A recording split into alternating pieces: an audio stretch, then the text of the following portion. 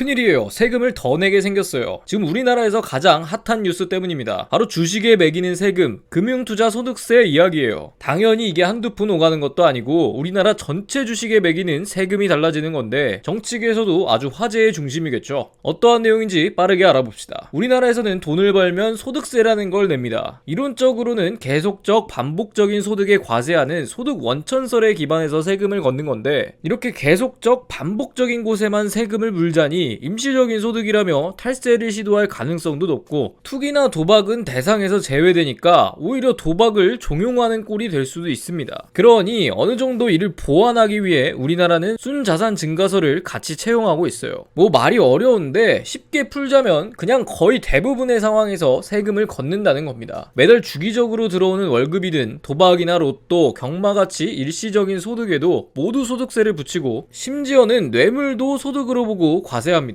그렇다고 뇌물을 인정한다는 건 아니에요. 단지 어떤 이유로든 뇌물을 압류 못했을 때 과세를 통해서라도 일부를 회수한다는 거죠. 이걸 보면 확실히 어떠한 이유로든 자산이 증가하면 그걸 근거로 과세해야 한다는 순자산 증가설에 더 가까운 것 같죠. 하여튼 이자, 배당, 사업, 근로, 연금 등 어떤 식으로든 소득이 생기면 과세를 하는데 오늘 이야기의 주인공인 주식 투자를 통한 소득 역시 이를 피해갈 수 없겠죠. 물론 예전에도 당연히 주식 투자로 인한 소득에도 세금을 내긴 내왔었는데 엄밀하게 말하면 이 세금은 소득세는 아닙니다. 소득세는 말 그대로 소득이 생겨야 하는데 저나 여러분이나 소득은커녕 손실만 생겼잖아. 아니 돈을 벌었어야 세금을 내지 없는데 어떻게 내요? 그렇게 주장하고 싶겠지만 안타깝게도 실제로 돈을 잃었어도 세금을 내왔습니다. 이름하여 증권거래세라는 거예요.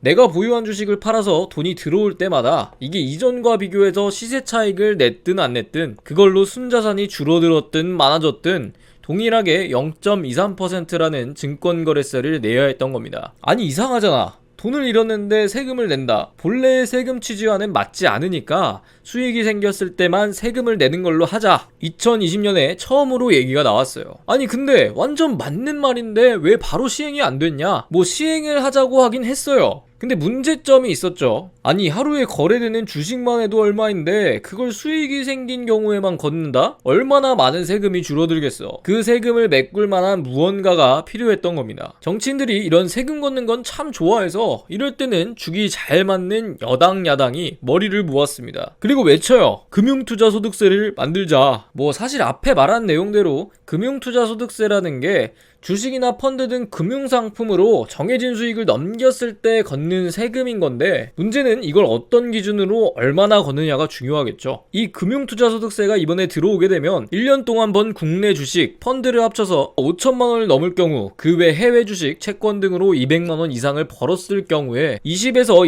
25%의 세율로 세금을 내야 해요. 그리고 기존에는 양도소득세라는 기준이 있었어서 대주주의 경우에만 번 돈의 20%, 3억 원 이상일 경우 25%를 냈었는데 이게 이제 없어지고 일반 투자자와 동일하게 적용이 되는 겁니다. 여기서 대주주라고 하면 한 종목의 주식 10억 원 이상, 그 주식 지분 코스피 1%, 코스닥 2% 이상 가진 투자자를 말합니다. 오, 아주 엄청나긴 한데 뭔가 먼 나라 얘기 같죠? 나는 1년에 마이너스 안 나오면 다행인 사람인데 저건 완전 나랑 상관없는 얘기 아니야? 이렇게 생각하실 수도 있겠지만 그렇게 간단하지만은 않습니다. 일단 가장 큰 문제는 현재 주식시장 상황이 암울하다는 거죠. 2020년에야 주식시장이 좋았으니까 소득세 걷는다고 해도 주식할 사람 많아 했지만 지금은 전혀 아니죠. 경기가 안 좋으니까 기업의 미래도 불투명하고 금리도 계속해서 오르니까 사람들은 예금으로 돈을 묻고 코스피 상황도 올해에만 30% 가까이 떨어진 상황에서 소득세를 걷는다 하면 사람들이 주식 투자를 할까? 오히려 주식시장에 있던 돈이 더 빠져나가 은행으로 가는 걸 부추기는 꼴이에요. 그럼 기업은 투자금이 없으니까 더 성장이 힘들어지고 이 세금 문제가 단지 국내에서만 적용되는 것이다 보니 이 문제로 하여금 기업들이 국가 경쟁력에서 더 뒤처질 수도 있겠죠. 어떻게든 사람들의 투자를 활성화해서 주식시장에 돈이 돌게끔 해야 하는 상황에 금융투자소득세를 시행하자는 건 시기상조로 보이죠. 또 이 금융투자소득세로 인해서 단기 투자자가 늘어날 수 있어요. 기본적으로 주식시장에서 단기 트레이딩 트레이드는 안 좋은 것, 장기 가치 투자를 좋은 것으로 보는데 기업의 입장에서 보면 확실히 맞는 말이죠. 그런데 1년에 5천만 원을 넘지 말아야 한다고 상한선을 걸어버리면 사람들이 장기적으로 투자를 하겠습니까? 5천만 원 벌었으니까 딱 그만둬야겠다, 이렇게 생각하고 움직이는 게 더 이득일 수 있어요. 특히나 주식시장이 불안해서 뺄까 말까 고민 중이었던 실력 있는 투자자들의 이탈을 돕는 격이죠. 장기적으로 가치를 보고 투자하는 투자자가 없다는 게 기업에 얼마나 악영향일지는 너무 당연한 말이고요. 그리고 이게 단지 대한민국에서 있어지는 세금이다 보니까 외국인이나 기관 투자자에게 거둘 수가 없다는 겁니다. 우리나라 1등 기업인 삼성전자의 주식을 보더라도 외국인의 비율이 상당하죠. 이 많은 외국인들이 기존 증권거래세는 냈었는데 안타깝게도 금융투자소득세는 낼 필요가 없는 거예요. 그러니 우리나라 개인 투자자들에게만 불리한 상황이죠. 안 그래도 맨날 이리 치이고 저리 치이고 불쌍한 사람들인데 그만 괴롭히라는 의견입니다. 이렇게 반대 의견이 많고 우려되는 상황이 많으니까 기존 2023년 1월에 시행하기로 한 이 금투세를 2025년까지 미루자는 쪽으로 국회 분위기가 바뀌고 있어요.